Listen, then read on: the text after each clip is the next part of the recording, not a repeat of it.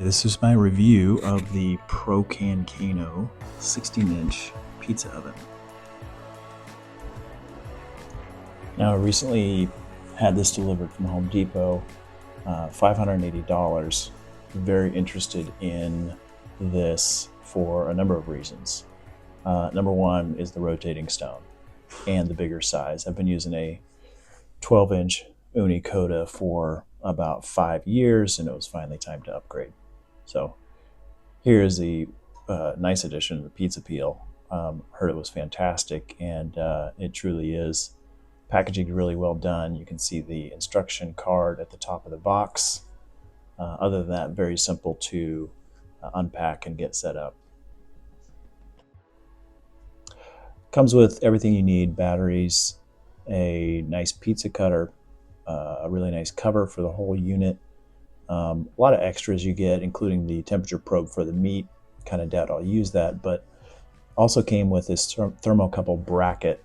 I'll show you how that goes on in a little bit. It looks like it was something they kind of figured out after the fact and started including it with other shipments. So you can see the temperature control box pops in the front. Everything is nicely packaged inside. There was no issues at all, I think, with the shipment. Nice bubble wrap around the pizza stone itself. And once you get everything pulled out, it really is pretty simple to set up. So again, for me, this was really about a bigger pizza oven with a rotating stone that just provides a more even browning. You know, love the idea of turning a pizza, but being able to do bigger pizzas and just kind of set it and let it cook once you get things dialed in. The digital temperature control was really appealing to me. Do not know a lot about Prokan grills. Not a lot of information out there, and barely anything on YouTube as far as reviews, so I thought I would put this together. You can see I've got the bracket installed. There's just a round ring with some ball bearings inside. You do have to keep those oiled. I found a little instruction video on that, just with some food grade oil. The bracket, though, was strange. It has, it's kind of uneven. There's one side that has a gap, and there's one side that's almost touching the metal. It does have a little bit of a scraping when it goes around. It's not really terrible, but it was really strange. I tried everything. The bracket itself is perfectly level. I assume the motor is tilted somewhat, and you can kind of see how the stone is not quite even.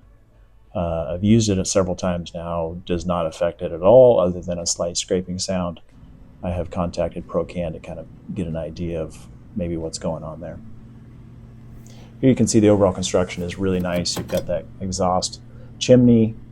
Pro tip: you actually kind of use your temperature gun to shoot down in there to get directly on the stone if you have the cover installed on the front.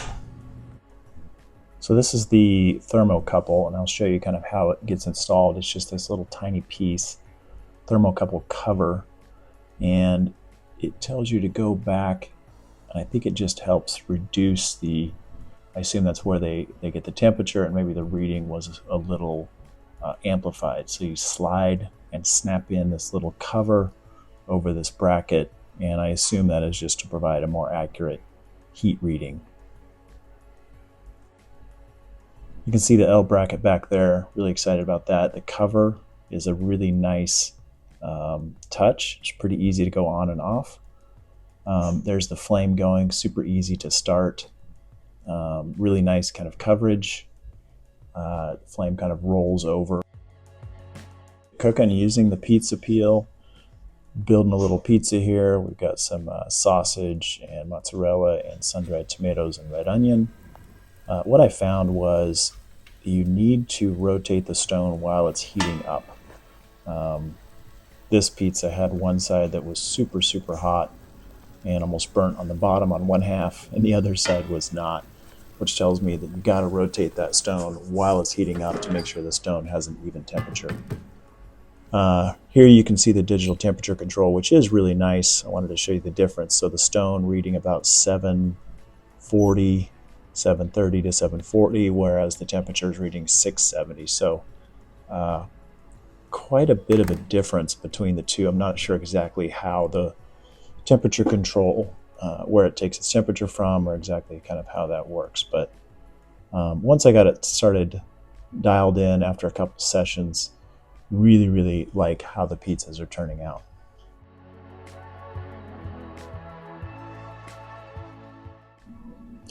Couple tips: make sure and keep the front cover on while you're heating it up.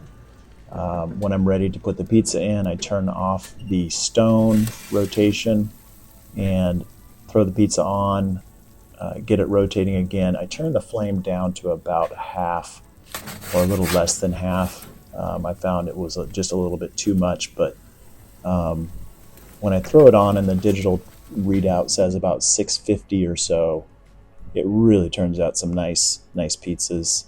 And then in between pizzas, I'll crank it back up again, kind of put the front cover on and crank it up, and then crank it down when I'm cooking there about maybe at about 30 to 40%. There you can hear a little bit of the scraping of the metal on metal, which is annoying, but still, you know, makes a beautiful pizza. So here's a couple shots of some easy pepperonis. You can see the leoparding on the crust there. Really nicely done. Really like the space, the 16-inch stone. I typically see them coming out with about 14-inch pizzas, somewhere between 14 to 15-inch pizzas. Anything bigger, it's a little bit harder to launch.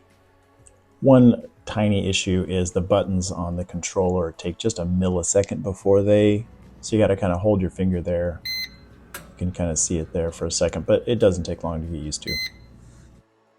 Overall, I am a big fan of this pizza oven. Again, moving up from a Ooni Koda 12 to the 16-inch size is huge. The rotating stone, the pizza peel, the front door that allows you to heat up really quickly, and the digital temperature control are really nice. I think you get a lot of value for your money here. Big fan of the Prokan Kano pizza oven.